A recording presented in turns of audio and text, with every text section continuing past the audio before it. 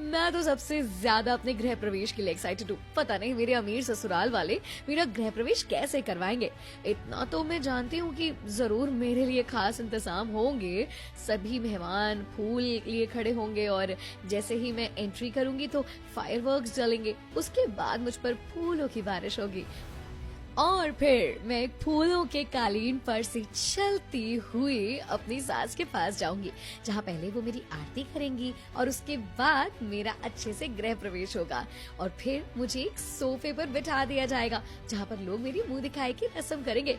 Oh gosh, मुझसे तो ये सब सोच कर ही इंतजार नहीं होता। तू बता दिव्या, तेरा कैसा मन है अपनी ससुराल में एंट्री लेने का? वैसे जैसे तू सोचेगी तेरी सास वैसा तो कुछ करेगी नहीं, क्योंकि गरीब जो हैं। मुझे कोई भी इच्छा नहीं है कि मेरा इस तरह से गृह प्रवेश हो। बस नॉर्मल गृह प्रवेश हो जाए सुकून और इज्जत के साथ, इतना ही काफी है मेरे लिए। अगर अपनी हैसियत के हिसाब से ख्वाब देखे जाए ना रानी, तो ठीक होता है, क्योंकि हैसियत से ज्यादा सोची हुई चीजें यूं ही नहीं मिलती, और जब वो ना मिले तो बस दुख देती है। अरे बारिश आ रही है। सही कहा, आ तो रही है। मैं घर से गाड़ी बुलवाती हूँ। मैं नहीं चाहती कि बारिश में भीगकर मैं बीमार हो जाऊँ और अपनी शादी पर सबको कमजोर दिखाई दूँ। रानी ने ऐसे बोलकर अपने घर फोन मिलाया और वो अपने घर की गाड़ी आने का इंतजार करने लगी। कुछ देर बाद गाड़ी आई। इतने में बारिश भी काफी तेज हो चुकी थी और रानी गाड़ी में बैठ गई। मैं जा रही हूँ। ठीक है, ध्यान से जाना। चली गई। क्या करूं, अब मैं भी चल लेती हूँ भीगते हुए ही, क्योंकि मेरे पास तो किसी को बुलाने के लिए कोई फोन वगैरह भी नहीं है और मुझे लेने आएगा भी कौन। दिव्या बेचारी ऐसे ही खुद से ही बोलते हुए बारिश में कॉलेज से अपने घर आने को निकल आई। जरा सी दूर चलते ही दिव्या पूरी तरह से भीग चुकी थी। वो जल्दी जल्दी अपने कदम बढ़ाने लगी और चलते चलते ही उसकी आंखों से आंसू गिरने लगे। वक्त ने सब कुछ बदल डाला। मुझे लगता था कि मेरी सहेली कभी नहीं बदलेगी, लेकिन वो बदल गई। आज वो जिस तरह से मुझे छोड़कर गई, उससे साफ जाहिर होता है कि वो बदल चुकी है। वरना आज भी याद है मुझे वो दिन जब ऐसे ही बारिश हो रही थी।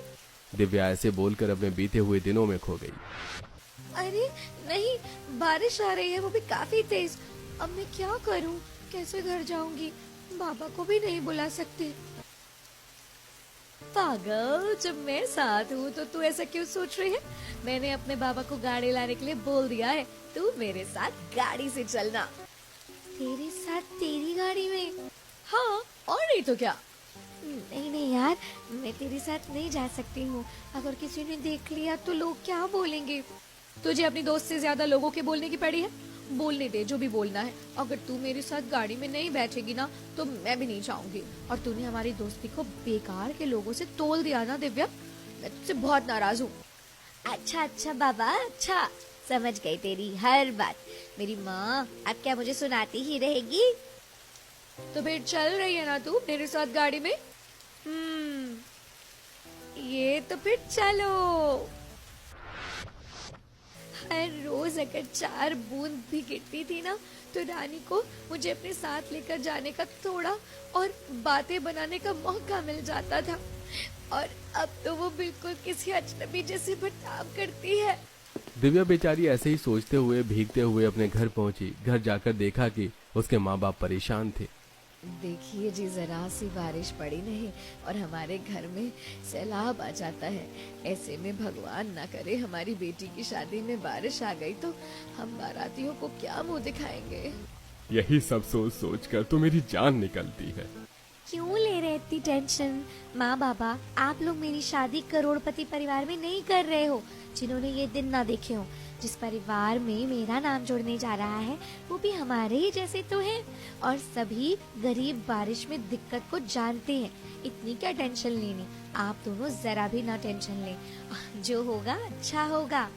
ये बात तो एकदम सही बोली मेरी बेटी ने। अरे दिव्या, तू पूरी भीगी हुई है।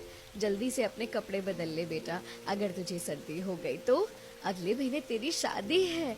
दिव्या की माँ ने जल्दी जल्दी से उसके कपड़े बदलवाए। इतने में ही बारिश रुक गई और बारिश रुकने के बाद दोनों माँ बेटी ने मिलकर घर में भरे हुए बारिश के पानी को साफ किया।